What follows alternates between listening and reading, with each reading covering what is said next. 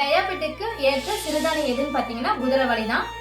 குதிரைவாலியில பார்த்தீங்கன்னா fibre content வந்து அதிகமாக இருக்க சிறுதானியத்திலே ஃபைபர் கண்டென்ட் வந்து அதிகமாக இருக்கிறது குதிரைவாலியில தான். 100 கிராம் வந்து குதிரைவாலியை நம்ம எடுத்துக்கும் போது 10 கிராம் வந்துட்டு ஃபைபர் கண்டென்ட் அதில் இருக்கு. இந்த சுகர் எதனால வருதுன்னு பார்த்தீங்கன்னா ஃபைபர் கண்டென்ட் வந்து குறையறதுனால தான் சுகர் வந்து வருது. இதனால நம்ம என்ன பண்ணோம்னா குதிரைவாலியை நம்ம சாதமாவோ இல்லை அப்படின்னா சாதமா உங்களுக்கு வந்து சாப்பிட பிடிக்கல அப்படின்னா தோசை மாதிரி நீங்க செஞ்சு சாப்பிடலாம்.